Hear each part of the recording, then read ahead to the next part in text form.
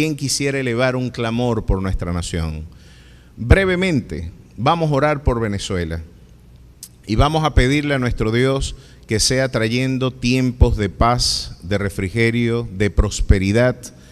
Es muy lamentable ver que estemos afrontando los quebrantos que hoy como nación afrontamos con todos los recursos que disponemos. Se ha convertido solamente en una anécdota que lo que trae es vergüenza al gentilicio venezolano decir que tenemos las reservas de petróleo más grandes del planeta y tener colas de gasolina como las que hoy tenemos. No me explico por qué, no me explico, no hay forma de explicar eso. La única manera de entender es que hay ideas que tienen su origen en el infierno mismo, ideas que se forjaron en la historia cuyo antecedente no es el Evangelio. Y el laboratorio sociológico donde Satanás fraguó esas ideas pueden tener apariencia de justicia, pero siempre niegan la eficacia auténtica que el Evangelio sí traduce. No puedo creer que las palabras de Carlos Marx en su libro El Capital, ni las tesis de Engels en su interpretación de la familia y el origen de la propiedad privada, donde incluso él afirmaba de que la mujer es el proletario y el hombre es el capitalista, y que el hombre ha utilizado arbitrariamente la facultad sexual de la mujer para la explotación y la producción industrial de hijos. Miren qué disparate. En esta dialéctica de adversión, lo que decía él es que la mujer se tenía que liberar del capitalista masculino e ir fragmentando y dividiendo, algo que los estados totalitarios siempre han resentido. Que la familia es el único bastión donde el Estado no ha podido penetrar, porque es el último reducto de libertad, de dignidad y de auténtica libertad de conciencia que disponen nuestros pueblos. Yo no puedo creer que gente que afirme que eso es así y que hayan muerto con el puño empuñado contra el cielo, como fue el caso de Marx, no sé a quién empuña. Si Dios es una entidad inexistente, no sé por qué empuñar el puño contra el cielo. Si Dios no existe, es un pleito quijotesco, ¿no? Estar peleando con una entidad inexistente. Yo no puedo creer que las ideas del socialismo, del marxismo, de las tesis del materialismo dialéctico puedan generar bienestar social. Y es que esas ideas que fueron fraguadas bajo la idea de la rebelión, de alguna manera están condenadas al fracaso. Y Venezuela es un testimonio más de cómo una perspectiva distinta al Evangelio y distinta a los valores de este libro pueden degenerar en esa suerte de quebranto. A pesar de que tengamos los mayores recursos del planeta, no tenemos la capacidad de traducir, de metabolizar esos recursos en bienestar. Si Jehová no edifica la casa, en vano trabajan los que la edifican. Nunca se olvide de eso. Póngase de pie. Dios y Padre Celestial, gracias te damos. Gracias por este día. Gracias por tu amor, tu misericordia, tu bondad infinita, maravilloso Rey.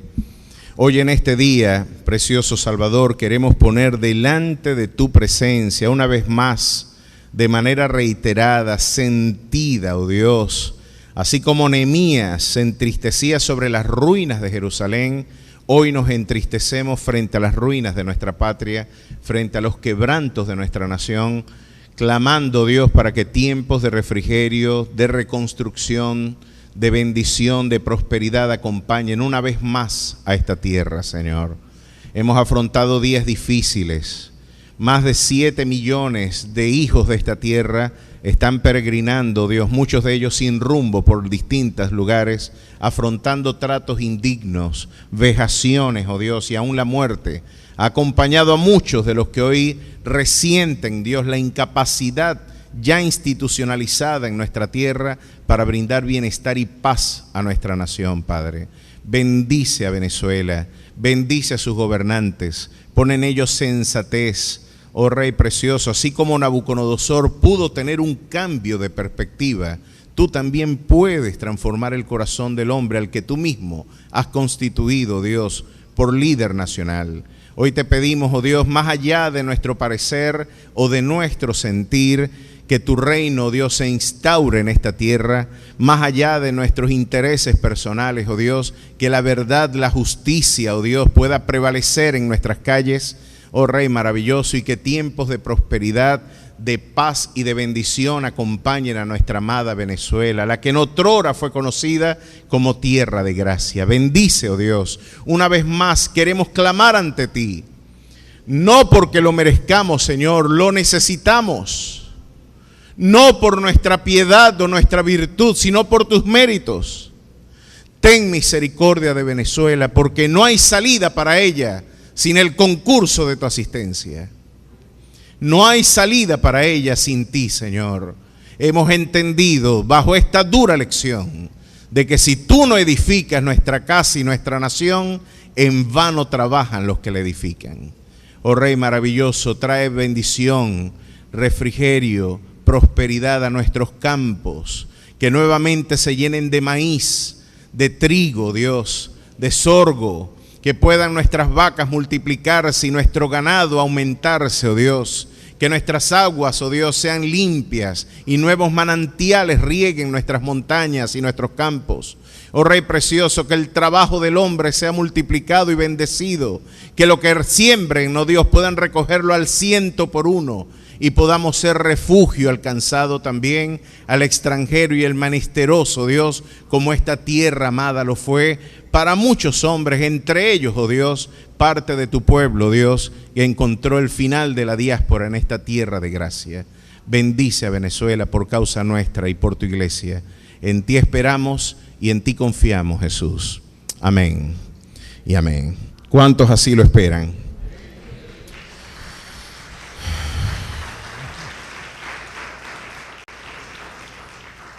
Bueno, vamos, mis queridos hermanos, a estar meditando en esto que hemos llamado la cosmovisión que transformó la historia. Ya tenemos la imagen, ¿la tenemos allí? ¿Se ve?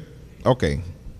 La cosmovisión que transformó la historia. ¿Y por qué la hemos llamado cosmovisión? Este es un tema que está muy de moda, a pesar de que ya es un tema que tiene más de un siglo dentro del vocabulario misionológico contemporáneo. Fue la literatura alemana quizás la que nos integró esta concepción, y la expresión técnica que la literatura teológica alemana del primer tercio del siglo XX empleó fue la Weltanschauung. Esta Weltanschauung es la visión integral del mundo, la cosmovisión o visión totalitaria o totalizante del mundo. Vino a constituirse en un motivo de interés interesante, no solamente para la misionología del siglo XX, sino también para la labor apologética, la labor de defensa del Evangelio. Al punto que James Edwin Orr, en un conjunto de conferencias para la Universidad de Oxford, quizás uno de los mejores libros que yo me he leído en toda mi vida, y se lo recomiendo a los muchachos, un libro bastante denso. Tengo que decir que mucha de la literatura filosófica no dispone de la densidad reflexiva consagrada en ese libro. Un libro para nada superficial, muy riguroso y que demanda muchísima paciencia para su estudio. En un ciclo de conferencias que dio en la Universidad de Oxford, él logró compendiar esas conferencias y tituló su libro La concepción cristiana de Dios y del mundo. James Edwin Orr.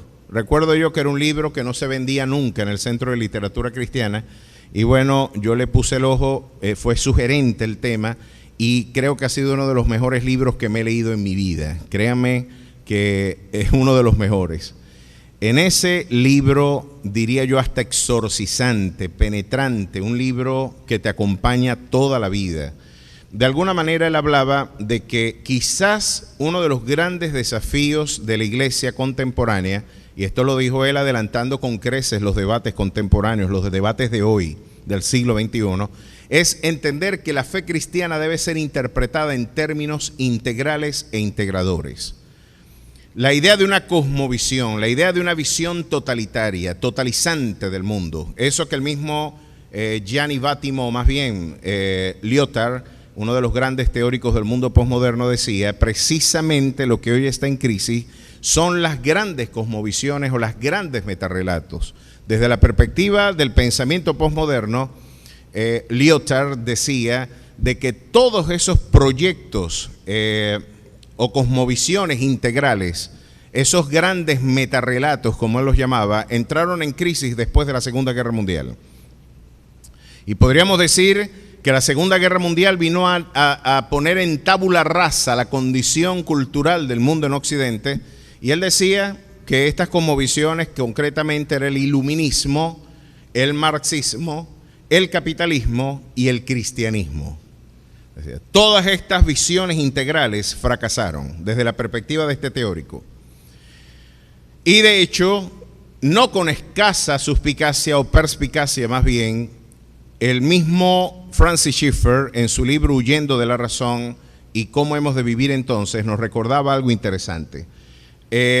Estamos en la era post-cristiana. La era post-cristiana es la era donde se está disociando el Estado, se está divorciando de los valores que sirvieron para la articulación de la civilización en Occidente. Estamos en una era que tiene un empeño interesante en lo que algunos teóricos y sociólogos llaman la era neopagana del mundo contemporáneo. Ante el fracaso del cristianismo institucional, y estamos hablando no del fracaso del cristianismo, porque el cristianismo no fracasa, ni ha fracasado. Las puertas del Hades no prevalecerán contra su iglesia. A su nombre sea la gloria. No hay forma de vencer a la iglesia porque es la única institución a la que el Señor ha afirmado, de alguna manera, las puertas del Hades no prevalecerán contra ella. Lo que fracasó fueron las grandes burocracias religiosas. Lo que fracasó fue lo que el doctor Justo González, en uno de mis programas con él me corrigió y me dijo, no llames a esto la era postcristiana porque el cristianismo sigue adelantando filas. Llámala era post-constantina. Y tiene mucho sentido. Estudiando su libro veo que él lo plasma y de esa manera, bajo esa categoría, él interpreta la crisis del mundo contemporáneo. Una era donde las grandes élites y burocracias religiosas fracasaron. Donde el cristianismo burocratizado, ese cristianismo de pastores de maletín, de iglesias mercantilistas, de corrupciones inefables, donde esa iglesia lamentable, esa iglesia que tristemente le dio la espalda al precepto de la vitalidad misma del Evangelio, aquellos que vendieron su primogenitura por un plato de lentejas, aquellos que veían el obispado de Roma como un negocio y que podían vender el cargo de pastor como un negocio para la articulación geopolítica, aquellos que podían financiar a la guerrilla y al mismo tiempo tener orfanatos. Ese fue el cristianismo que fracasó y llamamos a eso cristianismo entre comillas. En el mundo europeo, en Latinoamérica la experiencia es muy distinta. Del Río Grande hacia abajo, el crecimiento de la iglesia latinoamericana es formidable. En menos de una década, Centroamérica será mayoritariamente evangélica. Gloria al Señor. Honduras, Guatemala, El Salvador. Guatemala y El Salvador ya están por el 50% de la población protestante. Brasil tiene 4 veces un crecimiento de las tasas del pueblo evangélico mayores a las tasas de natalidad del país. Es decir, hay más nuevos conversos que niños naciendo. Tenemos en Venezuela, estamos a un paso de ser el 30%, y demográficamente cuando la iglesia crece en esos términos, parece que se viene en cascada el desarrollo, así como sucedió en Latinoamérica, en Centroamérica, el desarrollo se hace mucho más expedito de la divulgación del Evangelio. Ahora, ¿por qué esto es un problema para el Foro de Sao Paulo? ¿Por qué esto es un problema para el Grupo de Puebla, por ejemplo? Porque ellos necesitan desmitologizar, y ya lo han dicho de manera categórica, clara, han dicho tenemos que desmitologizar el púlpito evangélico. Porque gran parte de los proyectos políticos que adelantamos encuentran resistencia clara y contundente en el púlpito evangélico. A ese púlpito hay que silenciarlo, o por lo menos, si no silenciamos el púlpito, porque históricamente se ha demostrado que a la iglesia no la destruyen matándolo a sus líderes. De hecho, matan a un cristiano, matan a un pastor y salen 100 más. ¿Saben cómo es que la iglesia la han tristemente detenido? Corrompiéndola. Y la manera en que la corrompen es diciendo: si tú dejas de hablar de que la homosexualidad es pecado, si tú dejas de hablar de que el aborto Dios lo castiga, si tú dejas de hablar de que la eutanasia es un problema, porque están los hijos matando a los padres matan a los hijos con el aborto, si tú sigues predicando esas cosas, si tú las dejas de predicar, yo te puedo ayudar con los aires que te hacen falta aquí. Y los terrenos municipales son de ustedes para que hagan todos los proyectos que a ustedes les parezca. Pero solamente vamos a filtrar el mensaje. Vamos a dar una visión políticamente correcta del evangelio. No hables del infierno. No hables de la condenación eterna. Eso es violencia religiosa. Esto es un delito de odio. Decir que un adúltero, un fornicario, una lesbiana, un homosexual se van a ir al infierno. Si podemos negociar con estos evangélicos, nuestros proyectos políticos pueden adelantarse. Y ya ustedes habrán visto algunos políticos ya negociando con los pastores.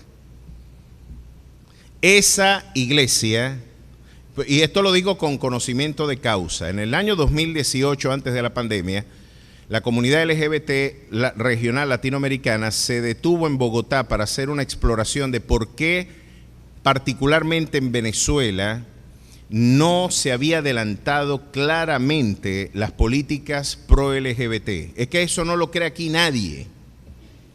Nadie cree en eso. Pero ellos se estaban preguntando: chicos, ya a esta altura, con toda la inversión de más de 4.000 millones de dólares que hizo la Fundación Open Society de George Soros y los adelantos que Bill y Melinda Gates adelantan con su fundación, ustedes saben que nada más se han invertido 4.000 millones de dólares, esto para el 2019, en las campañas de promoción de ideología de género. Y ellos decían: ¿por qué no se ha adelantado una legislación más consecuente si tenemos parlamentos en Europa y en Latinoamérica ya subsidiados y ya financiados? ¿Por qué?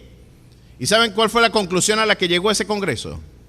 Porque no teníamos presente una variable: la iglesia está creciendo. Y la iglesia está proclamando que eso es pecado. Y esto es un auténtico problema para nuestros objetivos políticos y sociales. Al punto que nuestro foro se vio comprometido porque un evangélico en Brasil ganó elecciones. Dicen ellos que es evangélico, Bolsonaro. Y estos evangélicos pueden votar por valores y no por colores. Y si seguimos diciendo de que esta agenda es la que va para nuestros países, el voto de las minorías de mayor crecimiento en Latinoamérica no lo vamos a tener en nuestras urnas electorales.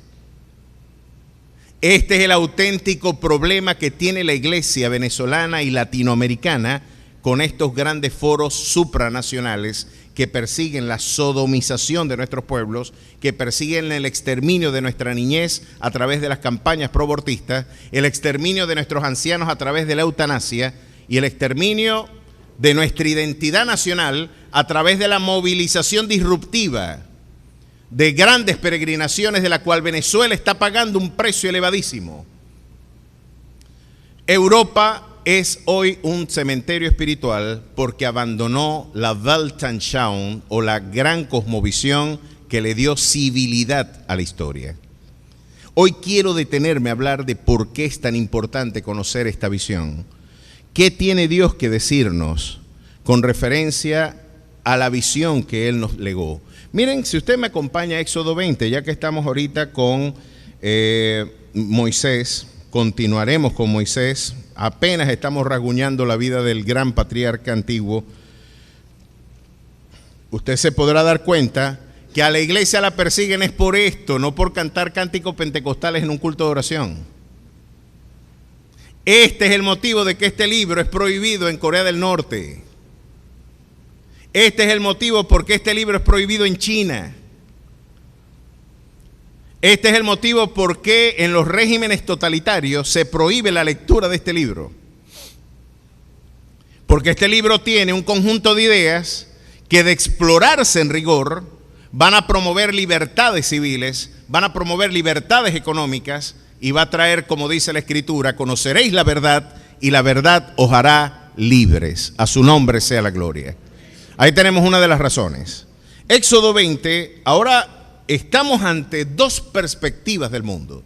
¿Cuál es la perspectiva que el Señor adelanta? Bueno, vamos entonces a revelar lo que yo tengo que revelarte en el Sinaí, tú lo tendrás que explicar y traducir. En este caso al pueblo, voy a plasmar mi ley, voy a dar los preceptos y normativas que deben orientar la conducta de las naciones, en este caso de mi pueblo elegido, y este es el pacto que estableceré yo contigo, Jacob. Ustedes tienen que cumplir estas normas, esta ley, y esta es la garantía de tu éxito. Al punto que en aquel momento, ya de despedida, por allá por el libro de Deuteronomio, que es el libro retrospectivo de Moisés, Moisés le pregunta al pueblo, ustedes tienen que elegir entonces qué obedecer. Aquí les he dejado la vida y les he dejado la muerte. Ustedes elijan por dónde transitar. ¿Por dónde van a elegir transitar? Porque muchos de nuestros quebrantos son el desatino de malas decisiones.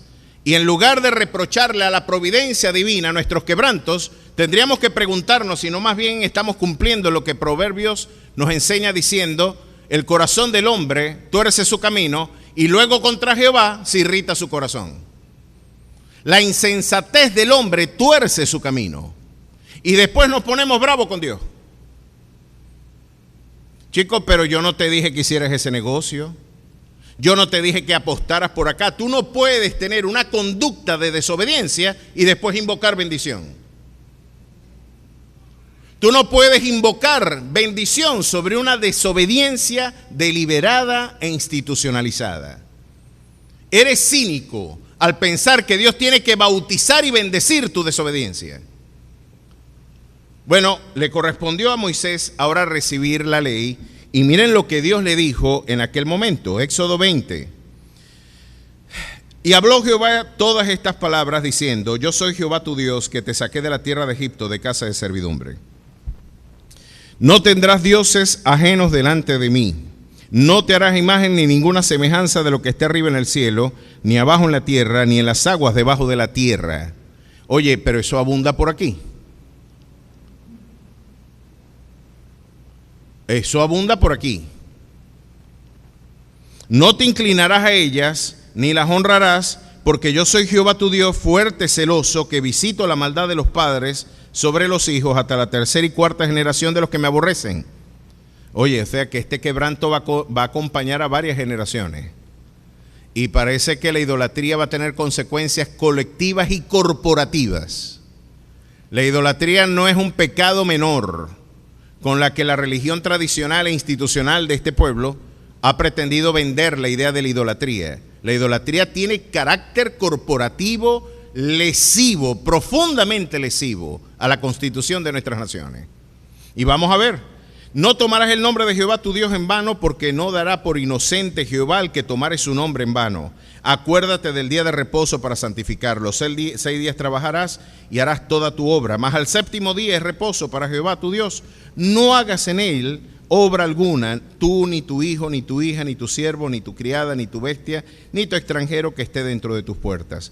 Porque en 6 días hizo Jehová los cielos y la tierra, el mar y todas las cosas que en ellos hay, y reposó en el séptimo día. Por tanto, Jehová bendijo el día de reposo y lo santificó. Ya vimos que ese reposo es un elemento tipológico de la redención que obró Cristo Jesús. Y ahora los que nosotros estamos en Cristo Jesús, venid a mí los que estéis trabajados y cargados, que yo os haré descansar. El reposo de la iglesia es la redención que logró a través de su sangre. Y el reposo del que habla el autor del libro de los Hebreos, de la epístola a los Hebreos, en el capítulo 4, es el reposo de estar en Cristo Jesús.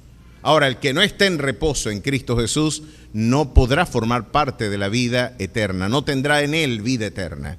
Ya hemos visto que este sábado y que esta conmemoración no es un imperativo para la iglesia de hoy, porque de hecho el apóstol Pablo, escribiendo a los romanos, le dice que algunos hacen diferencia entre día y día, otros ven los días iguales. Si alguno guarda un día para el Señor lo guarda, y el que no lo guarda, para el Señor no lo guarda. Si fuera un imperativo, un precepto ineludible de la condición de la iglesia gentil, nunca se nos hubiera dado la alternativa de la indiferente perspectiva que Pablo brinda y dice, cada quien esté más bien sujeto o bien convencido en su conciencia de lo que hace. Pero luego reprocharía a los colosenses y a los gálatas, guardáis los días, los meses, los años y los días de reposo, yo como que en vano he trabajado en vosotros. Así que este esfuerzo ingente por la literalidad de este precepto para la iglesia gentil, que adelanta a la iglesia de los adventistas del séptimo día, creo que merece una reconsideración de las doctrinas de la gracia para poder entender que el auténtico reposo del creyente y de la iglesia hoy es el reposo que hemos adquirido por medio de su redención, muerte y resurrección. Así que tenemos esa plena convicción. En Él estamos completos y Él es el reposo del creyente. Él es el reposo auténtico del creyente que ha venido a poner sus cargas en Él. Pero tenemos entonces que entrar en ese reposo y entramos por ese reposo por medio de la fe. Ahora miren qué más nos está recordando.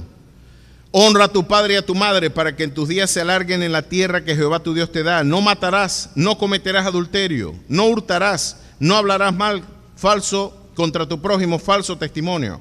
No codiciarás la casa de tu prójimo.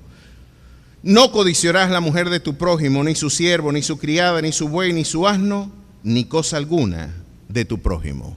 Ahí está un conjunto de preceptos que le vino a dar identidad ética a la comunidad occidental. Si usted me permite, más adelante, no tenemos tiempo para leer todo esto, pero miren qué perspectiva donde el derecho se interpreta, oye, mi libertad llega hasta donde la libertad de mi prójimo llega. Yo no puedo utilizar mi libertad para vulnerar el derecho ajeno. Yo no puedo decir que tengo libertad de expresión para denigrar, para malponer, para hacer vejamen de mi prójimo. Mi libertad es para poder decir la verdad, porque no todas las opiniones son válidas. Tú tienes derecho a expresar tus opiniones sin que se te reprima con violencia, siempre y cuando tus opiniones no vayan en desmérito de la integridad, en este caso, del bien y de lo que nosotros consideramos éticamente correcto. Yo no puedo, porque fíjense, si hacemos incluso de las masas el criterio de la verdad, los nazis tenían razón entonces, porque la mayoría del pueblo alemán estaba respaldando ese proyecto. El apartheid en África también se hizo bajo la anuencia del Estado y era legal. Así que tenemos criterios universales, objetivos, más allá de nuestros gustos o disgustos, de nuestras subjetividades, un precepto universal que debía orientar la conducta del hombre. Miren cosas como esta, por ejemplo. Miren, por ejemplo, lo que le dijo aquí. Y si alguno hiriera a su siervo o a su sierva con palo y muriere bajo su mano, será castigado. Están enseñando 1000 años antes de Cristo de que si tú le das un tratamiento indigno a un esclavo, tú vas a tener que pagarlo porque es una persona que tiene dignidad. Eso no lo enseñaba el derecho pagano. Eso no lo enseñaba el derecho romano. El derecho romano decía de que tus esclavos eran instrumentum bucale, eran herramientas que hablan. Y tú podías hacer con ese coroto lo que mejor te pareciera. Aquí están diciendo de que si eran agredidos, iban a tener que pagar sus amos. Si alguno hiriere el ojo de su siervo o el ojo de su sierva y lo dañare, le dará libertad por razón de su ojo. Y si hiciere saltar un diente de su siervo o un diente de su sierva, por su diente lo dejará ir. Capítulo 22, verso 2, miren lo que dice. Si el ladrón fuera hallado forzando una casa y fuere herido y muriere, el que lo hirió no será culpable de su muerte. Se están metiendo en una casa y tú en legítima defensa, porque aquí esto es un temazo, ¿sabe? Usted ve, vengo de tener un debate, un jurista amigo me dice de que él estaba proponiendo penas sin cárcel. Y yo le decía, ¿y cómo la gente va a reprimir entonces el deseo de delinquir? No, es que si pagan dinero, el dinero es más, ejerce mayor coacción que la privación de libertad. Pues entonces los ricos nunca pagarán. Porque los ricos podrían pagar por su libertad. ¿Y qué es lo que tiene que indemnizar? No, los crímenes mayores sí pagan. Bueno, por ahí hay unas tesis del que las llaman garantismo, que han terminado por ser abolicionistas del derecho. Ese garantismo que protege más al agresor que al agredido. Hay algunas de nuestras legislaciones que dicen que si un delincuente entra a su casa, lo amenaza con una pistola, después que dispara y él le pegó el tiro, usted se puede defender. Cuando ya usted esté muerto, usted se defiende. Solamente allí es proporcional. El hecho, pobrecito, él es una persona que el modelo capitalista lo privó de bienes terrenales y él está en su legítimo derecho de cobrar lo que el sistema le robó. Él tiene que buscar las gomas que su mamá no le pudo comprar porque le trabajó a un capitalista que lo enajenó de su trabajo. Se están dando cuenta que aquí hay grandes debates y que por pequeñas que sean hay dos cosmovisiones en conflicto. El Señor dice que si entra aquí alguien en una casa, en la ley, y alguien en legítima defensa lo mata, el que lo mató no debe pagar. Y usted se podrá sorprender, y el pastor dice eso, no, eso lo dice la Biblia. Esto puede traer incluso dificultades de conciencia para mí. Pero miren lo que dice en Romanos 13, por ejemplo. Romanos 13, pero es que la pena de muerte, la Biblia, si la Biblia dice otras cosas, de que debemos poner la otra mejilla, ese va a ser un tema del que estoy fascinado en abordar dentro de muy poco. Pero aquí tenemos una apología de la pena de muerte en vocabulario poético. Claro que son los eufemismos y los recursos literarios que Pablo utilizó en Romanos capítulo 13. Miren lo que dice en el capítulo 13. Bajo la idea de que el Estado es otra de las instituciones que Dios delegó, la idea de que las autoridades civiles han sido puestas por Dios, sométase toda persona a las autoridades superiores, porque no hay autoridad sino de parte de Dios, y las que hay por Dios han sido establecidas. De modo que quien se opone a la autoridad, a lo establecido por Dios resiste, y los que le resisten acarrean condenación para sí mismo. Porque los magistrados no están para infundir temor al que hace el bien.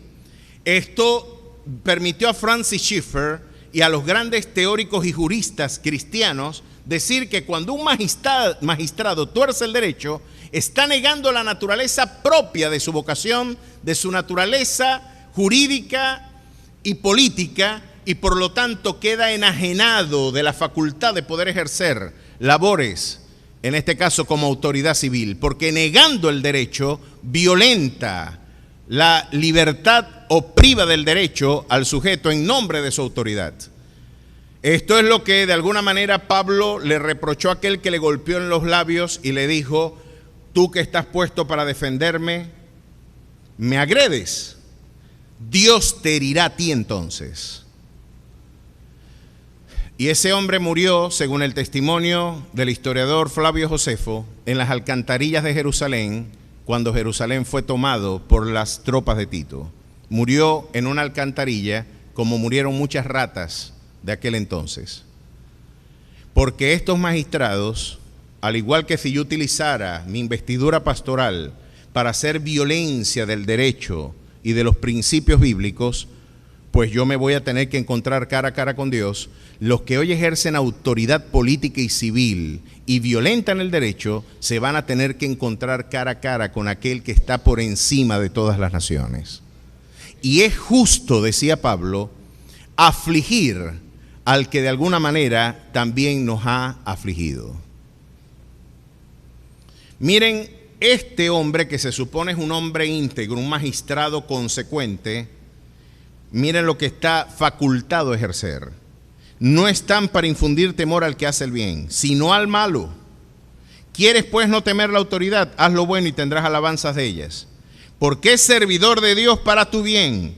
Pero si haces lo malo, teme, porque no en vano lleva la espada, pues es servidor de Dios, vengador para castigar al que hace lo malo. Así que, como lo dicen incluso los más radicales pacifistas cristianos, tienen que admitir que aquí se nos está diciendo de que la pena de muerte está justificada bajo este precepto divino. ¿Por qué? Miren las dos cosmovisiones que están en conflicto. ¿Por qué el Estado y por qué las autoridades tienen que poner sanciones más allá? Estuve en un debate donde una mujer se levantó y me decía, ¿y los derechos humanos?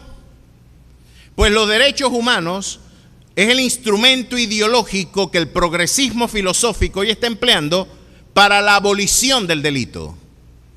Porque una manera de abolir el delito es decir de que el delito no existe. Una de las maneras de yo despenalizar el adulterio es diciendo de que el adúltero no existe, de que el adulterio no es pecado. ¿Y qué es lo que persiguen estos criterios garantistas? Lo que acabamos de decir. ¿Qué pasa cuando el Estado no ejerce esta función? Miren cuál es lo que pasa. Por cuanto no se ejecuta luego sentencia sobre la mala obra, el corazón de los hijos de los hombres está en ellos dispuesto para hacer el mal. Por cuanto no hay un castigo proporcional y de alguna manera una reprensión ejemplar, el corazón de los hijos de los hombres se desenfrena a hacer el mal. Por eso es que nuestra cosmovisión cristiana de no proclamarse, esta es la otra alternativa que tenemos. Del Evangelio no ser el criterio para la organización de nuestra vida, ya decía Moisés, les he dejado la vida y les he dejado la muerte, los dos caminos. Ustedes elijan por cuál transitar. Alguien podría decir, me parece exagerado lo de que Dios propone. Me parece que es muy riguroso.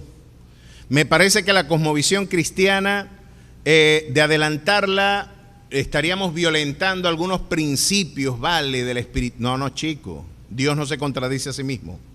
No podemos ser más buenos que Dios. El Estado no es la iglesia. La iglesia no es el Estado. La iglesia es pacifista, el Estado no. Y ya usted va a ver cuál es la diferencia entre la iglesia y el Estado.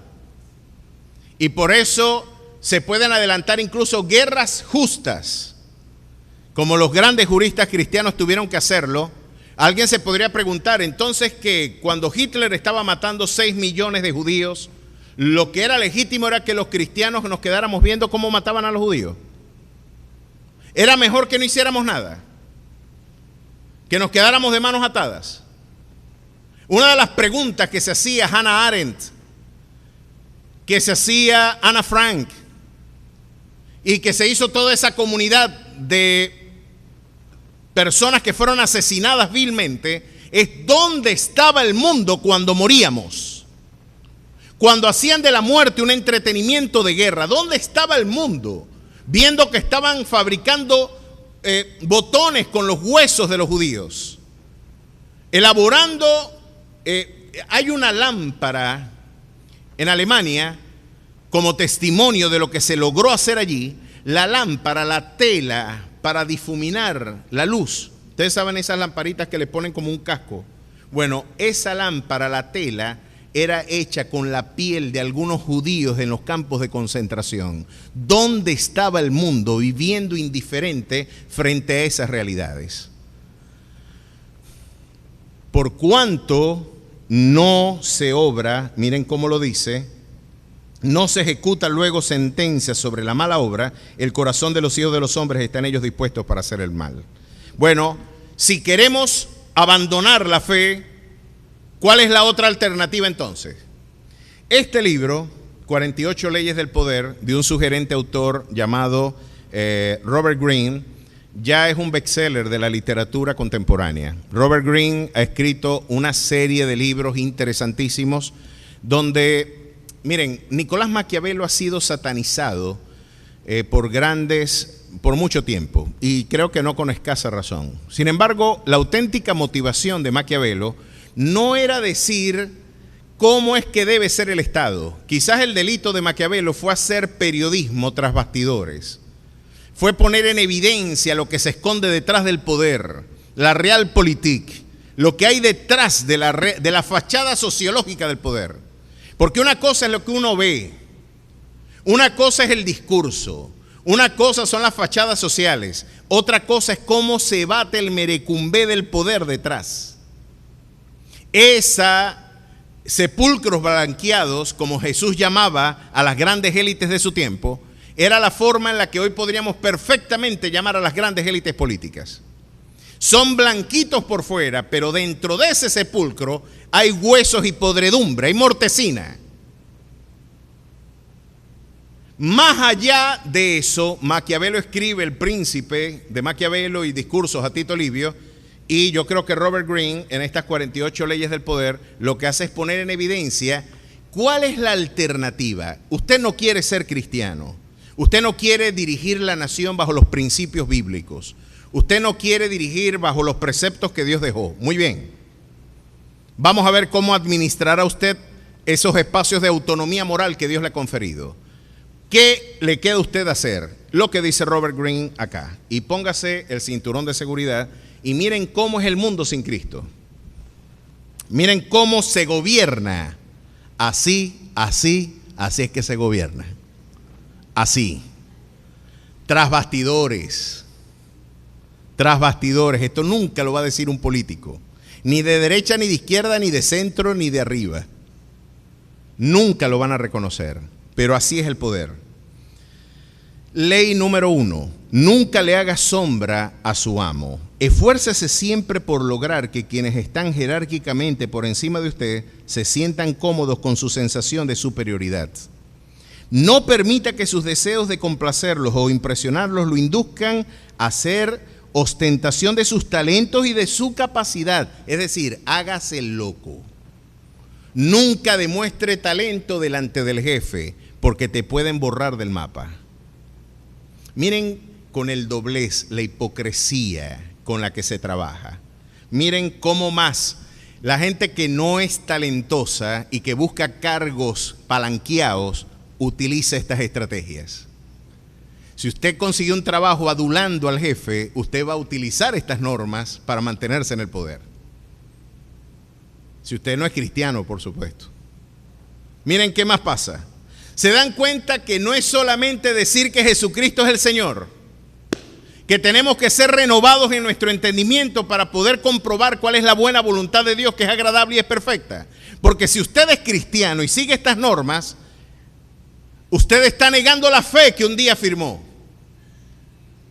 Miren qué otras normas. Nunca confíe demasiado en sus amigos. Aprenda a utilizar a sus enemigos. Naguará. Disimule sus intenciones. Nunca diga que usted le quiere quitar el cargo al jefe. Usted quiere ser el rector de la universidad. No se lo diga a nadie. Disimule lo que usted quiere. Y lo vas a lograr. Miren qué más. Diga siempre menos de lo necesario. Casi todo depende de su prestigio. Defiéndalo a muerte, así no sea verdad. Así usted sea un calembe, usted va a tener que defender que usted es impecable. Busque llamar la atención a cualquier precio.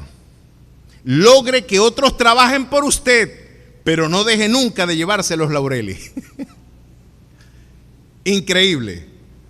Haga que la gente vaya hacia usted y, de ser necesario, utilice la carnada más adecuada para lograrlo. Oye, claro que sí, a gente con hambre tú le pones una bolsa, vas a tener un meeting. Claro. Fíjense, esto sería una manera artificial de llenar la iglesia. Es decir, tengo la iglesia más grande de Coro. Si yo vengo y digo, todos los domingos en Alfa y Omega tenemos una parrilla. muchacho, voy a tener que alquilar el estadio para albergar a toda la gente y digo, ¿tengo la iglesia más grande de Coro? No, tú tienes la comunidad de comensales más grande de Coro. ¿Te das cuenta? Si tú utilizas la carnada correcta, vas a tener, por supuesto, un target electoral garantizado. Miren, ahora se están dando cuenta que el poder se bate así. Esta es la alternativa a la perspectiva cristiana. Vean qué otra cosa. Gana a través de sus acciones, nunca por medio de argumentos. Miren esto. Haga que la gente dependa de usted. No les des autonomía. No les des la capacidad de que elijan. Que dependan de ti. Que ellos coman porque tú les das. Si esa gente aprende a ganar el dinero solo, tú no sirves para nada, tú eres un parásito.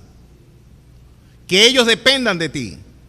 Miren qué otra cosa. Muéstrese como un amigo, pero actúe como un espía.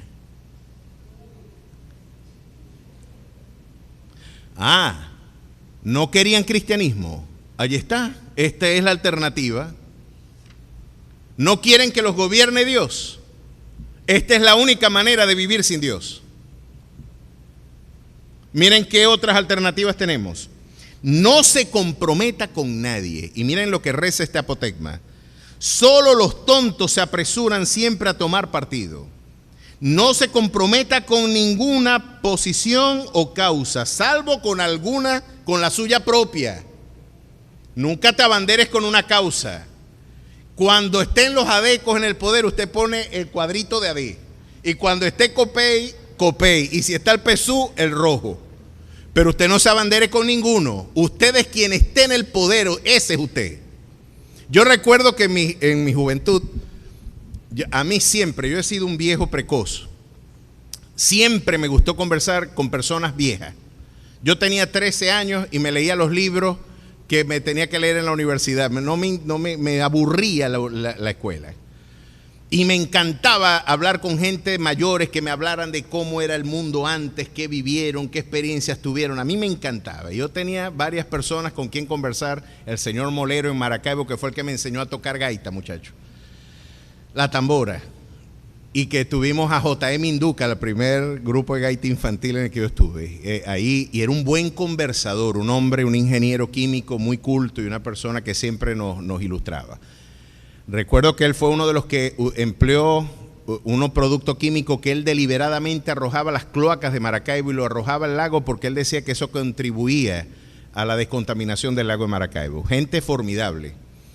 Y recuerdo conversando con él tantas cosas. Conversaba con otro señor de origen español y en una ocasión a mí se me ocurrió preguntarle a este otro señor, ¿de qué partido político es usted? Estaban AD y Copey. Y yo esperaba que me dijera copellano, porque yo era copellano. Yo era calderista. Por mi familia, un muchacho de 13 años que va a saber lo que es el social cristianismo. Ahora sí lo sé y no soy copellano. Y ahora sí sé lo que es la socialdemocracia adeca, menos adeco soy. Ahora, porque eso es el responsable de este monumental leviatán que es el Estado contemporáneo. Esa apuesta por un Estado al que Arturo Larpietri llamaba, tenemos el exabrupto politológico de una nación viviendo del Estado en lugar del Estado vivir de la nación. ¿Por qué vivimos del Estado? Porque ellos se leyeron este libro y le dijeron que todos dependan de ti, tú nunca de ellos. La gente tiene que depender del Estado, porque el poder lo garantiza esa dependencia. Y yo le pregunté a él, usted es adeco y copellano, y él con sabiduría infernal me dijo, yo soy de quien esté en el poder. Y yo recuerdo que entré en lucidez y dije, le vi el rostro a Maquiavelo. Así se piensa en política. Recuerdo en una ocasión, cuando estaba haciendo militancia política en un partido del que me avergüenzo y decir que lo milité, y uno de ellos dijo en una reunión, tenemos que tener serias sospechas por los que oran. El que ora mucho es sospechoso. Y yo decía, ¿sospechoso por qué? Y yo le pido perdón a Dios por mi ausencia de sabiduría universitaria, de mi ausencia de sabiduría política y espiritual. Es decir, es sospechoso porque el que ora depende de Dios. El que ora encontrará respuesta y el que confía en Él, sin duda alguna, prosperará. Es peligroso el que ora porque puede subvertir órdenes. Es peligroso el que ora porque no es manipulable. Miren qué otras cosas puede usted aprender. Finja candidez para atrapar a los cándidos. Muéstrese más tonto que su víctima. Juegue con la necesidad de la gente de tener fe en algo para conseguir seguidores incondicionales. Náguara. Arme espectáculos imponentes. Haga espectáculos, monte tarimas sorprendentes, haga eventos que traduzcan fuerza social. Evite imitar a los grandes hombres. Trabaje sobre el corazón y la mente de los demás. Este esfuerzo manipula desde las emociones, no desde la razón. Bueno, no voy a seguir hablando de este libro porque ese es otro estudio bíblico. Vamos a hablar de lo que sí tenemos que hablar. Bueno, entonces ahí usted tiene la alternativa. Y esto fue lo que le pasó, miren por ejemplo en Primera de Samuel capítulo 8, lo que le pasó al pueblo de Israel y lo que Dios le reprochó al pueblo de Israel. Bueno, si ustedes no quieren seguir lo que yo he propuesto, si ustedes quieren vivir de una manera independiente y ustedes afirman, oye, yo creo que este tema de la fe está ya como que envejecido, ya estamos obsoletos, la perspectiva espiritual, el progresismo ya de por sí tiene un nombre seductor, es progreso. Ya de hecho estar abrazando, abanderando las banderas del progresismo filosófico y político, hoy sin ningún tipo de tapujo vemos algunos políticos decir que son progresistas, pues yo no he conocido algo más retrógrado que el progresismo contemporáneo. Lo que el Señor le dijo a ese presunto progresismo es lo siguiente. Primera de Samuel capítulo 8 verso 10. Y refirió Samuel todas las palabras de Jehová al pueblo que le había pedido rey. Dios le dijo a Samuel, chico, ellos no te abandonaron a ti, me abandonaron a mí. Dales lo que ellos piden. Vamos a dejar que ellos prueben, porque cuando Dios está airado, decía Calvino, le da malos gobernantes. Usted quiere vivir sin mí, como el adolescente que le grita a la mamá, ya yo soy hombre, y yo llego aquí a la hora que me dé la gana. Pues los hombres se mantienen solos. Los hombres no necesitan que les den 15 y último la mamá. Son niños para que les den cobre, pero son varones para imponer su arbitrariedad en el hogar. Pues los hombres se mantienen. Y los hombres compran su propia casa, y compran su carro, y compran la gasolina, y compran la comida. Si usted es hombre, haga eso. Y la mujer también hace eso mismo. Esa autonomía. ¿Usted quiere vivir sin mí? Bueno, vamos a ver qué tal le va sin mí. Y miren lo que Dios les dijo. Y dijo pues, así hará el rey que reinará sobre vosotros, tomará vuestros hijos y los pondrá en sus carros y en su gente de a caballo, para que corran delante del carro. Y nombrará para sí jefes de miles y jefes de cincuentenas, los pondrá a sí mismo a que aren sus campos y sieguen sus mieses, y que hagan sus armas de guerra y los pertrechos de sus carros. Asimismo tomará lo mejor de vuestras tierras, de vuestras viñas y de vuestros olivares, y lo dará a sus siervos. Saben que los teóricos liberales de la economía liberal, estamos hablando de von Mises, de Hayek, de Rothbard, estamos hablando de Peter Drucker, también forma parte de la escuela austríaca.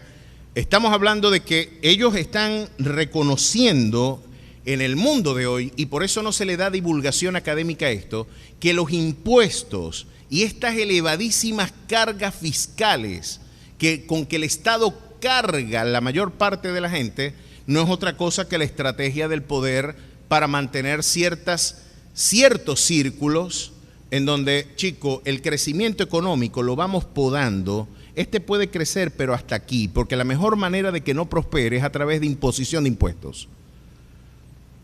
Ya los teóricos liberales han dicho, la mejor manera de que no crezca el sector privado es que con cargas onerosas e impuestos lesivos, tú impidas que esta gente crezca.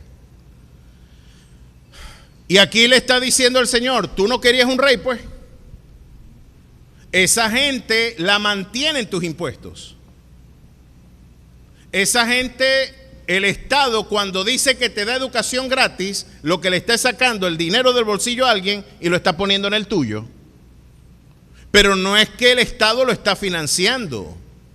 Es que el Estado hace esto que el Señor dice, van a tomar lo mejor de tus tierras, van a tomar lo mejor de tu ganado, van a diezmar, porque es una manera impositiva de sustraer de tu propiedad para el mantenimiento de las burocracias. Y por eso dice, y se lo dará a sus siervos. Porque para mantener toda esa estructura burocrática, el que realmente lo va a sostener es el sistema productivo que fue privado de sus derechos. Y Dios le dijo, ¿no querías rey? Pues, ahí está. Ahí están los impuestos que hoy no te dejan crecer, municipales, estadales. Muchachos, hay impuestos intergalácticos. Un impuesto por mudarte, impuestos por... Y cuando se les pregunta, ¿y por qué hay tantos huecos en la ciudad? Porque la gente no paga impuestos. Asimismo tomará lo mejor de vuestras tierras, de vuestras viñas y de vuestros olivares, y lo dará a sus siervos. Esas estructuras burocráticas se mantienen a través de estos privilegios del Estado. Diezmará vuestro grano y vuestras viñas para dar a sus oficiales y a sus siervos. Esos son impuestos. Tomará vuestros siervos y vuestras siervas, vuestros mejores jóvenes y vuestros asnos, y con ellos hará sus obras. Te van a contratar y no te van a pagar. Diezmarán también vuestros rebaños y seréis sus siervos. Y clamaréis aquel día a causa de vuestro rey, que os habréis elegido, mas Jehová nos responderá en aquel día. Y alguien diría, bien hecho. Esa es la cosmovisión alternativa. ¿Saben por qué nosotros seguimos anunciando que Jesucristo viene? Porque ningún sistema político, ningún sistema económico, ningún proyecto humano puede promover bienestar al hombre. Solamente en Cristo Jesús nosotros podemos encontrar esa esperanza de gloria que atesoramos. Y el que ha de venir vendrá y no tardará. Mientras tanto, la iglesia sigue siendo un espacio incómodo, porque yo lo único que estoy es leyendo lo que la Biblia dice. Y alguien diría que yo soy antichavista. No, lo que pasa es que el chavismo está haciendo exactamente lo que la Biblia dice aquí. Y si llega una deco y sigo leyendo la Biblia, va a seguir diciendo lo mismo la Biblia. Y viene otro igualito. No es un tema de colores, esto se escribió. Dios mío. Por eso es que la tradición King no quiere que en Corea del Norte esto se sepa. Porque imagínense si esa gente en lugar de budista empieza a leer lo que aquí Samuel dijo. En lugar de pensar lo que el aparato de propaganda de Corea del Norte ha afirmado, de que el fundador de esta visión tiránica y totalitaria viene y dijo que el día en que él nació fue un día de invierno, pero cuando él nació se llenó de sol Corea del Norte y salieron flores en medio del invierno. Otra de las cosas que él divulgó a través de los medios de comunicación es que él no va al baño. Él no hace pipí ni pupú. Él es casi sobrenatural. Él no defeca ni tiene ningún tipo de excrescencia. Está como decimos en Maracaibo, ellos hacen ponquecito y orinan frescolita. Y si en lugar de decir eso, empezamos a leer lo que Samuel, seguí creyendo, bobo. Maldito el hombre que confía en el hombre y pone ese hombre por brazo y dice, fue el brazo de ese hombre el que me asistió. Bendito será y bienaventurado será el hombre que confía en Jehová. Él será como el árbol plantado junto a corrientes de agua. Y miren lo que Dios puede hacer. Y Dios seguirá siendo, y creo que la iglesia es la respuesta alternativa frente a esta crisis. Hemos entendido que Dios es soberano, y esa soberanía nos hace entender que hasta la riqueza tiene su origen en Dios. Miren cómo lo dice Primera de Samuel, capítulo 2. Es interesante ver lo que allí nos recuerda, qué bien cantaba la mamá de Samuel. Si podemos decir con John Piper de que podemos entender lo que una iglesia cree por lo que canta, miren qué bien cantaba la mamá del profeta Samuel. Con razón ese muchacho fue un fuera de serie. Lo que usted le cante a su hijo y le enseña a su hijo, lo va a recompensar. Mire lo que dijo Ana, náguara de canción. Ojalá le pudiéramos poner música a este impecable y monumental testimonio teológico. El tema de que la mujer no debe predicar es un tema que debemos debatir, porque seguramente usted se va a encontrar con algunos detractores de la participación de la mujer en el magisterio. Pero cuando uno lee con detenimiento, si no lo leemos en clave cultural, vamos a tener varios problemas teológicos. El que prohíbe que no hable la mujer es Pablo. Yo no permito, ya va un momentico, ¿quién no permite? ¿Pablo o Dios?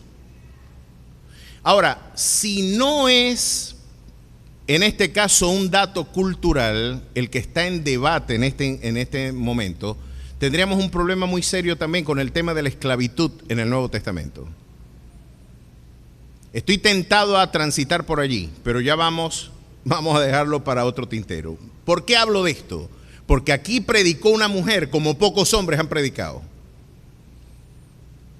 Aquí predicó una mujer y miren, si el Espíritu Santo la facultó para hablar aún en el antiguo pacto, cuánto más en el nuevo pacto, donde se dice que no hay siervo ni libre, varón ni mujer, sino que todos somos uno en Cristo Jesús. A su nombre sea la gloria. Miren lo que esta mujer sublime dijo. Y Ana oró y dijo: mi corazón se regocija en Jehová, mi poder se exalta en Jehová, mi boca se ensanchó sobre mis enemigos, por cuanto me alegré en tu salvación. No hay santo como Jehová, porque no hay ninguno fuera de ti, no hay refugio como el Dios nuestro. Qué hermoso. Ojalá, yo desafío al ministerio musical de esta iglesia, a ver si pueden ponerle música a esta canción.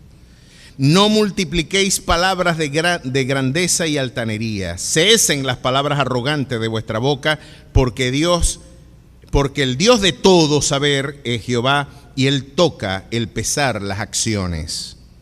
Los arcos de los fuertes fueron quebrados, y los débiles se ciñeron de poder. ¿Por qué? Porque el verso 6 lo explica. Jehová mata y Él da vida. Si el Estado escucha esta prédica y dice que esto no conviene que lo escuche el pueblo evangélico y a mí me matan, a mí no me mató el Estado, a mí me mató Dios a través del Estado. ¿Ven la diferencia? A mí no me mata el que quiere, a mí me mata el que Dios le da la orden. Porque yo seré inmortal hasta que el propósito de Dios se cumpla en mi vida. Y ninguna potestad tuvieran sobre mi vida si no le viniera de lo alto. Así que yo quito la mano de mis agresores y pongo la mano de Dios. Y puedo ver que es Dios el mismo que me trajo, es el que me lleva y el que también me glorificará y me hará reinar eternamente con Él. A su nombre sea la gloria. ¿Se dan cuenta? Si Él es el soberano, a mí me mata, y como decía muy bien Spurgeon, ni el ejército universal puede matar a alguien que Dios no le dé permiso que lo maten. Ellos creen que están logrando los antojos de su corazón, como los asirios pensaron, y Isaías lo reprocha luego en los primeros capítulos de su libro. Ellos pensaron que fue su propio brazo. Lo que no han entendido es que el que da la orden es Jehová. Y por eso Agustín podía decir: yo temo a Dios para no temerle a más nadie. Porque cuando entendemos a Dios en esta soberanía integral y radical, hasta el día de mi muerte está en su mano. El que me mata es Jehová. y me lleva a su presencia. Y a mí me encanta que sea Dios el que tome esa decisión y no mis enemigos. Es tan ilustrativo como esto. Permítame detenerme aquí en esta cosmovisión, porque si usted, por eso yo he enfatizado tanto este concepto, para que usted integre paz y alabanza en medio de la prueba. Uno de mis mejores amigos es el pastor de la iglesia de donde yo vengo, Josué Reyes Polanco. Y creo que es uno de los mejores médicos de este país. Forma parte de la Sociedad Médica de Venezuela, es un predicador excepcional, es un hombre sabio y pacífico. Yo creo que son dos palabras que pueden traducir el formidable carácter espiritual que Dios ha enhebrado en ese extraordinario hombre. Sabiduría y paz. Son los dos elementos que puedo ver en mi hermano. Pero él es uno de los cirujanos de tórax más acreditados del país. Y él me dice que él ha abierto a algunas personas para tener algunas operaciones a corazón abierto, en el tórax abierto, que los ha tenido que abrir desde la garganta hasta la ingle y romper el esternón, romper aquí el hueso del tórax y abrirlo y mantener abierto eso. Y hay algunas operaciones y procedimientos en donde eso se tiene que quedar abierto por un tiempo, sobre todo cuando tienen que sustraer el timo, para que no quede ninguna partícula de timo que reproduzca la miastemia grave, creo que es que se llama esa enfermedad. Lo cierto es que, imagínense si usted ve la herida que hizo Josué. Si usted no le dicen que él está operando, usted dice que usted es un monstruo, que él es un monstruo. Chico, este pastor es peor que un malandro. El malandro metió la puñalada y se fue. Este abrió el pecho, expuso los órganos, los dejó abiertos y mirá la herida que le hizo, chico. Este cirujano es un sádico.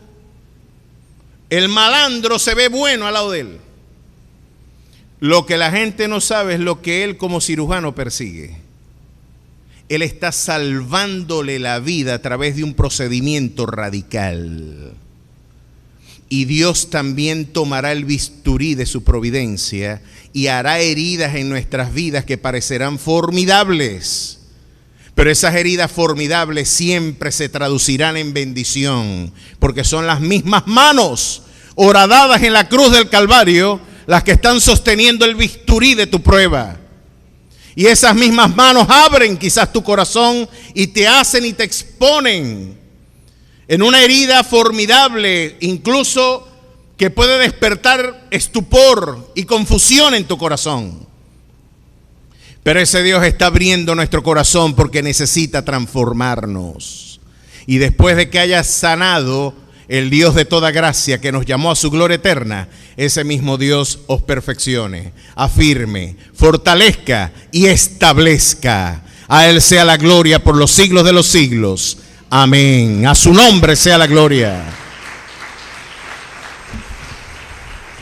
Ahora miren esto. Claro que una mujer que canta así debe tener paz, porque hasta lo peor que me pueda pasar mañana no es un accidente fortuito. Yo creo con Timothy Keller que nuestra ansiedad y gran parte de nuestra depresión por fenómenos perceptivos, no biológicos ni fisiológicos, porque hay razones, hay neurotransmisores, como Yarixa y otros médicos acá nos podrán recordar, hay neurotransmisores que comprometen seriamente nuestra conducta. Pero si la depresión y la ansiedad es un fenómeno estrictamente perceptivo, usted está deprimido y ansioso, es porque no ha entendido este principio. Cuando usted lo integra realmente y esto se hace conducta, la sabiduría de Dios viene a ser una respuesta terapéutica en tus tiempos de crisis y disipa todos tus temores, porque está poniendo el bisturí no en la mano de Satanás, no en la mano de tus enemigos. El bisturí está en las manos del Dios que te ama. Y si el mismo que me ama es el que controla mi muerte, entonces todo está bien para la gloria de su nombre. Eso lo hace Dios. Él hace descender al Seol y hace subir. Jehová empobrece y Él enriquece. Ah, ¿Dios enriquece? Sí, Dios enriquece. Pareciera que en las culturas estatistas de dependencia del Estado se crea una suerte de resentimiento social frente a la prosperidad ajena. Y alguien puede decir, ay sí, mira el pretencioso ese, prosperó, ahora no le habla a nadie. Eso es un síntoma de nuestros modelos donde se han creado anzuelos, donde la gente tiene que ser dependiente a los modelos estatistas o dependientes de cualquier otra instancia, en lugar de darle el crédito a Dios. ¿Dios puede prosperar? Sí. ¿Por qué en algunos casos los hombres no prosperan? Deuteronomio 8 nos va a explicar por qué Dios a veces también terapéuticamente protege nuestro corazón del riesgo de la prosperidad. El poder corrompe, hermano. El poder corrompe. Y esta cita que se le ha atribuido a Terencio, a Shakespeare y a un conjunto de autores es cierta. El poder, si no se administra con criterios espirituales, deriva de alguna manera en una suerte de tiranía y de arbitrariedad lesiva a tu propia constitución espiritual. Miren por qué lo decimos. Capítulo 8 de Deuteronomio nos recuerda por qué algunos no hemos prosperado. Y algunos dicen, él cambió desde que tiene dinero. No es que cambió, es que su corazón se mostró como realmente él es. No es que, ay, mira, ahora que tiene cobres es pretencioso. No, él era pretencioso. Lo que pasa es que no tenía la ocasión de manifestarlo. Él era, de alguna manera, déspota, despectivo, denigrante, tenía una mala perspectiva de las demás personas y tenía una visión desfavorable del resto de la gente. No, no fue que él cambió. Es que la Biblia dice que el insensato menosprecia a su prójimo. Y si le das dinero, el poder le termina de corromper y termina de poner en evidencia lo que su corazón esconde. Miren lo que dice Dios, capítulo 8, verso 2. Y te acordarás de todo el camino por donde te ha traído Jehová tu Dios estos 40 años en el desierto, para afligirte, para probarte, para saber lo que había en tu corazón, si habías de guardar o no sus mandamientos. Y te afligió, y te hizo tener hambre, y te sustentó con maná, comida que no conocías tú ni tus padres la habían conocido, para hacerte saber que no solo de pan vivirá el hombre, mas de todo lo que sale de la boca de Jehová vivirá el hombre. Dios nos mete en desiertos y miren la diferencia de las perspectivas del mundo y la perspectiva espiritual. Seguimos con el tema terapéutico de su providencia soberana. ¿Qué persigue Dios a través de nuestras pruebas? Entre otras cosas, nuestra prueba no es solamente un proceso de entrenamiento, un proceso de fortalecimiento del carácter, no. Yo creo que el mayor tesoro escondido que las pruebas y el desierto nos deja es que ponderemos el formidable valor que tiene Dios para nuestras vidas. Tenemos hambre terrenal, somos seres carenciales y somos como un ser carencial. Si usted pudiera poner de manera gráfica cómo es el corazón del hombre, imagínese un hueco. Usted ha ido para los Haitones que están ahí entre Curimagua y... ¿Ha ido para esos Haitones? ¿No ha visto las cuevas verticales que están ahí, muchacho? Eso es una olla impresionante, creo que tienen 360 metros para abajo. Imagínese usted decir, voy a llenar ese Haitón con una carretilla de arena. Cayó la arena, no terminó de caer y ahí no llegó ni... Es como tratar de llenar ese Haitón con una carretilla de arena o tratar de hacer lo que hizo un jovitero zuliano con un Cerelac. Iba de Maracaibo para la costa oriental del lago en una lanchita de estas de la que... un peñero. Muchacho, y el jovitero llevaba... Los jovitos es un pueblo de allá de la costa oriental. Los joviteros todos empiezan con O y son irónicos a la hora de emplear su humor, ¿no? Y de alguna manera los joviteros, este jovitero llevaba un pote de leche y un pote Cerelac. Parece que se le cayó y se enredó entre el Johnson y se cayó en el lago de Maracaibo y dice el jovitero dentro de sí, oh, y quedaste espeso. Y va a quedar muy espeso el Cerelac. Imagínese usted tratar de hacer un vaso de Cerelac con todo el agua del lago de Maracaibo, o tratar de llenar los aitones de Curimagua con una carretellita, una cucharada de arena. Vamos a rellenarlo así. Ese es el corazón carencial nuestro. El hueco que tiene nuestro corazón, ¿sabe de qué tamaño es? Del tamaño de Dios. Y solamente Dios puede llenarlo. A su nombre sea la gloria. Usted le ha tirado muchos corotos a ese hueco. Mira, ahí van $2,000. Le tiras al hueco y ya te va ese hueco allá para abajo, muchacho. Ya $2,000 no es nada. $20,000, $1,000,000, un carro nuevo, una casa nueva, y ese hueco no se llena. No, pastor, yo con $7,000 millones se llena ese hueco. Tienes hambre terrenal y Dios te propone una dieta celestial. El pueblo de Israel le pedía comida y Dios le daba palabra. Y le dijo, te voy a enseñar que mi palabra es verdadera comida. Cuando usted hace de esa palabra su comida, y usted vive como viendo al invisible, y usted camina mirando las promesas de su Dios, negando lo que los sentidos revelan y afirmando lo que su palabra establece, usted puede decir con el salmista, ¿quién tengo yo en los cielos sino a ti? Y fuera de ti yo nada deseo en la tierra. Tú eres el tesoro de mi vida. La austeridad en el desierto me enseñó dependencia. Y mire lo que esto mismo te dice Dios. Tu vestido nunca se envejeció sobre ti, ni el pie se ha hinchado en estos 40 años. Reconoce asimismo en tu corazón que como castiga el hombre a su hijo, así Jehová tu Dios te castiga. Verso 12.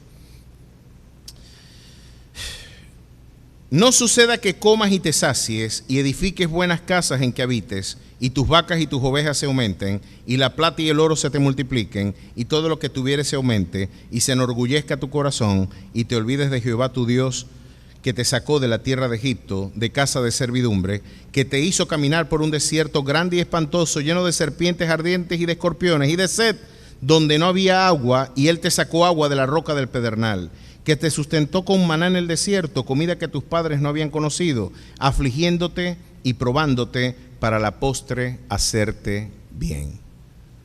¿Cuál es el riesgo de la prosperidad? Tu orgullo. Que te vuelvas orgulloso. Que tú, cuando te vean prosperar, le des el crédito a tu brazo y no al brazo de tu Dios. Que cuando vean un carro nuevo, la gente, tu corazón adúltero, persigue el reconocimiento y la gloria que solamente tiene que llevar Jehová. Esa prosperidad corrompe, pero el Señor sí prospera. Y miren cómo lo hace. Verso 17. Y digas en tu corazón, mi poder y la fuerza de mi mano me han traído esta riqueza. Si no, acuérdate de Jehová tu Dios, porque Él te da el poder para hacer las riquezas, a fin de confirmar su pacto que juró a tus padres, como en este día. Ahí tenemos una alternativa clara de cómo estos valores de la espiritualidad cristiana nos dejan una clara distinción de cómo la prosperidad que viene de mano de nuestro Dios es la prosperidad que realmente enriquece y no añade tristeza con ella. ¿Que Dios puede prosperar una nación? Claro que sí. Dios es el artífice no solamente de mi muerte, sino también de mi prosperidad, de la abundancia. Cuando nosotros hoy nos preguntamos cómo edificar una nación y cuáles deben ser los criterios y preceptos a seguir para edificar una nación, tenemos que edificarlo bajo estos preceptos. Y habíamos dicho, y con esto dejamos para la semana que viene, por supuesto, esta introducción que no pude dar la semana pasada. Tenemos acá la primera lámina que vimos allí, en 2 de Tesalonicenses 3:10, porque también cuando estábamos con vosotros os ordenábamos estos: si alguno no quiere trabajar, que tampoco coma. Nuestra cosmovisión cristiana introduce una visión del trabajo que contrasta abiertamente con la visión que el mundo tiene. El catolicismo romano, que fue el que penetró culturalmente esta ciudad, esta región, y gran parte donde mayor incidencia tuvo fue en los Andes y creo que en el estado Falcón. El coreano es muy hispánico. El coreano es hispánico por constitución. Aquí el catolicismo se penetró como una realidad cultural. Y hay muchos evangélicos que culturalmente son católicos. Evangélicos que culturalmente son católicos. Fíjense algo, es interesante que la comunidad falconiana no se ha dado cuenta de algunas cosas. Por ejemplo, ¿cuál es el liceo de mayor prestigio de esta ciudad? Pío XII, ¿verdad? Usted sabe que Pío XII tiene el tupé de ser conocido como el Papa del Führer, que firmó un concordato con Hitler antes que el mismo Mussolini. Y usted si tiene ahí, tiene permiso para googlearlo, googlea allí Pío XII y Hitler y va a ver a Pío XII y a Hitler abrazados. El que lleva por nombre de las grandes élites económicas de esta ciudad fue conocido como el Papa del Führer. Guardó silencio y Dietrich Bonhoeffer, frente a la vergüenza de esas élites religiosas y a la misma pastoral alemana, miren qué diferente es pensar desde la experiencia a pensar desde el precepto bíblico. Yo tengo una alternativa, miren, si a mí me ofrecen dinero, carros nuevos, casa, yo decir, chico, este político es lo mejor que le ha pasado a este país. El país está quebrado, pero yo estoy rico. Yo digo, Dios puso a este hombre para bendecirnos. Y alguien dirá por allá, será para bendecirte a vos. Y yo empiezo a evaluar en la gestión de este hombre por los beneficios que yo tengo. Yo no estoy obrando espiritual y éticamente. Estoy obrando desde mi experiencia personal y subjetiva, no desde lo que objetivamente la palabra del Señor señala. ¿Y saben lo que dijeron los pastores en Alemania? Que eran pastores alemanes. Porque hay que ser un pastor alemán para decir esto. ¿Ya entendieron el chiste? Hay que ser un pastor alemán. Hitler es la bendición más grande que ha parido Dios para Alemania. La pastoral luterana de Berlín dijo eso. Y los pastores unidos en círculos de oración diciendo, lo más grande que le ha pasado a esta tierra es que Dios ponga a este hombre por líder de esta nación. Los pastores, Dietrich Bonhoeffer dijo, no hablar es también hablar, no hacer es también hacer, la omisión también es pecado. Ahora, en esta tierra donde el Vaticano penetró profundamente con sus tentáculos, tenemos dos quebrantos y con estos me despido. Dos quebrantos ajenos a la cosmovisión cristiana. El número uno, el mundo hispánico le reprochó siempre a la corona de que trabajar, y de hecho estos fueron lo que los teólogos coloniales enseñaban, el trabajo es un castigo divino. Trabajar es un castigo.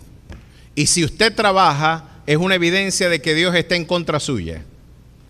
De hecho, uno de los reproches que se le hicieron a Colón cuando venían en la nave, dijeron muchas cosas de él, pero el reproche que periódica e inequívocamente se le dijo, en este caso, a la tripulación, fue esta.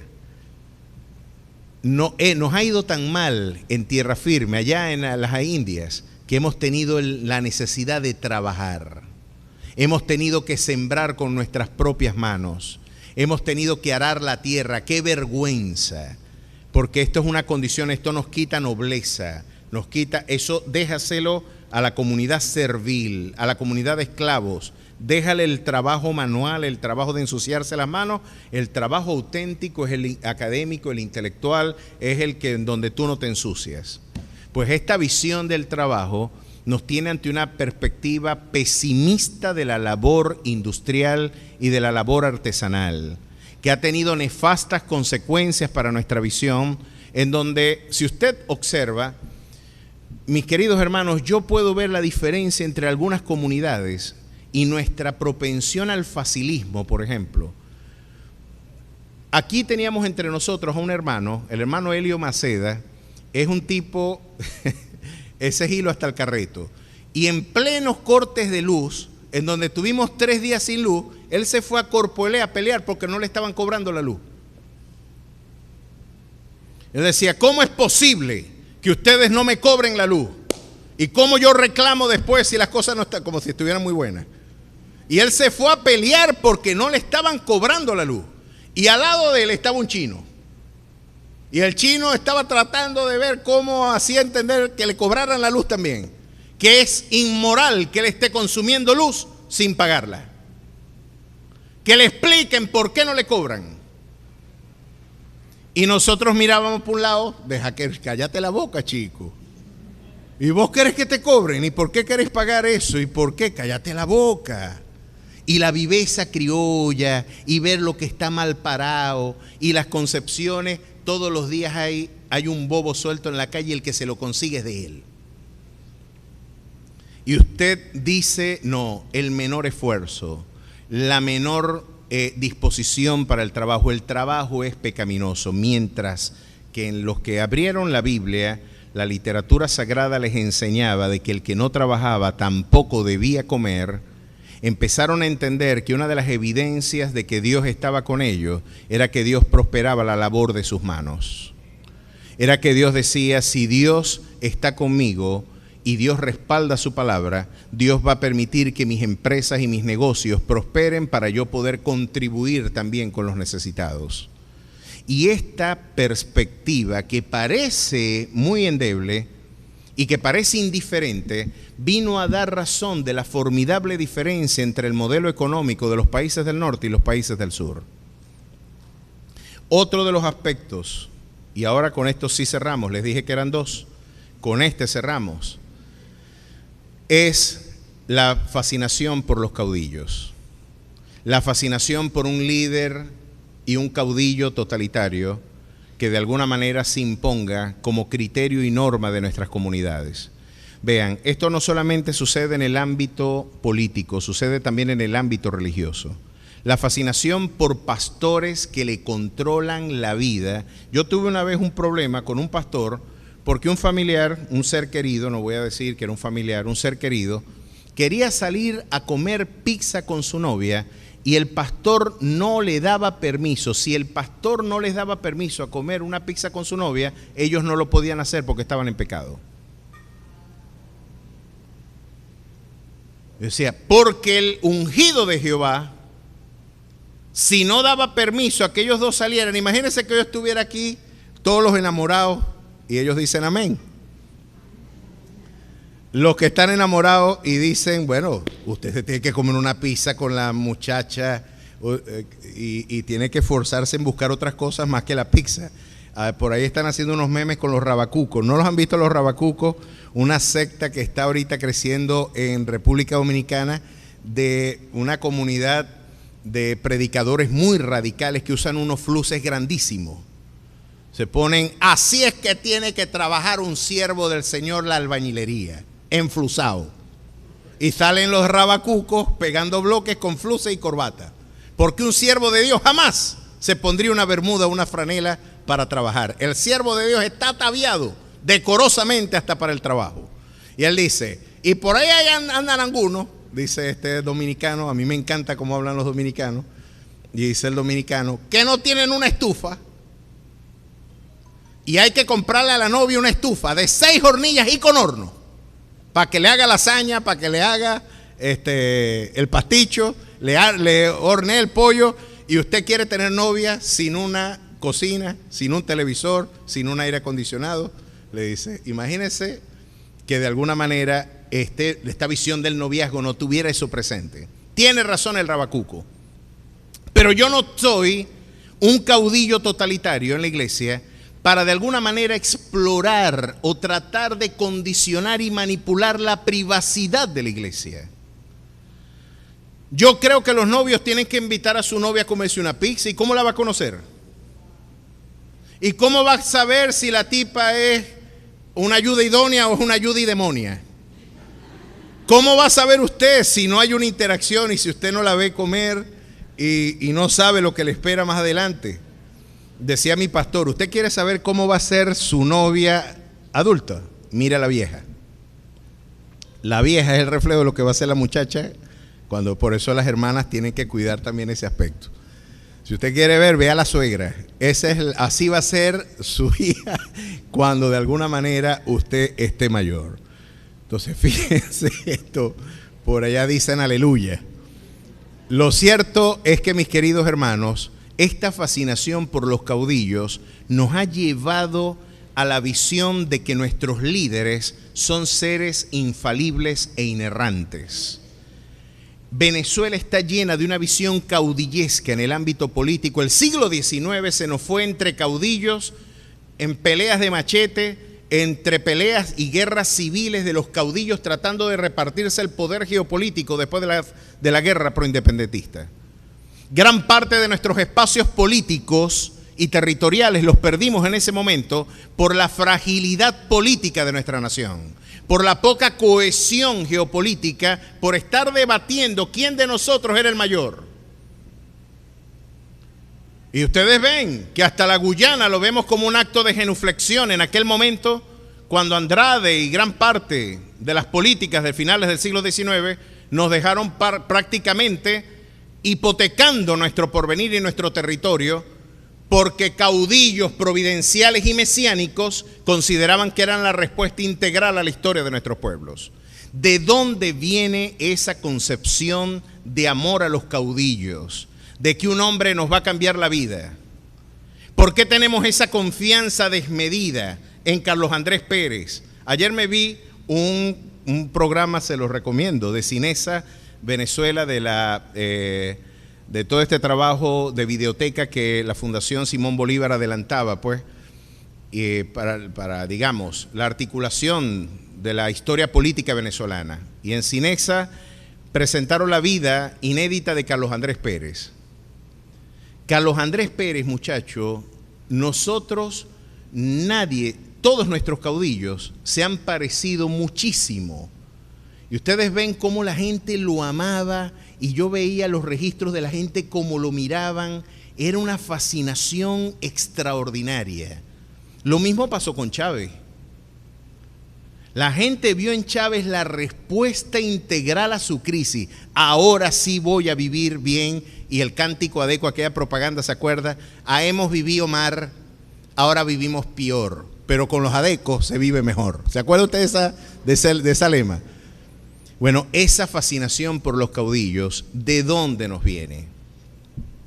Esa fascinación es hispánica y se ha tratado de rastrear el origen de esa visión providencial y mesiánica, y muchos historiadores coinciden de que la ocupación islámica por 8 siglos en la península ibérica nos dejó esa concepción del líder y del caudillo providencial propio del mundo islámico. Esa visión, porque nuestra lengua castellana está llena de expresiones árabes, almohada, por ejemplo, ojalá es otra expresión de origen islámico, de origen árabe, en este caso más que islámico. El Islam es una religión, el árabe es una etnia, es la diferencia. Lo cierto es que de alguna forma nos dejaron esa visión del caudillo. Pero ¿qué dice la Biblia de nuestros caudillos? ¿Qué dice la Biblia de nuestra esperanza para que un hombre pueda redimirnos? Pues la Escritura es clara, y los pueblos que hicieron de este libro la norma infalible de fe y de conducta, cuando establecieron los estatutos de estas naciones, este fue el versículo más citado en la Fundación Nacional de los Estados Unidos y gran parte de las comunidades protestantes del norte de Europa y del norte de los Estados Unidos. Miren cuál fue el versículo más citado. Miren en cuál fue. Este fue: así ha dicho Jehová, maldito el varón que confía en el hombre y pone carne por su brazo y su corazón se aparta de Jehová. Bendito el varón que confía en Jehová y cuya confianza es Jehová. Engañoso es el corazón más que todas las cosas y perverso, ¿quién lo conocerá? Teniendo esta visión pesimista del hombre, porque el hombre es perverso por naturaleza. La gente que había creído en Jesús tenía desconfianza de la gente que quería gobernarles.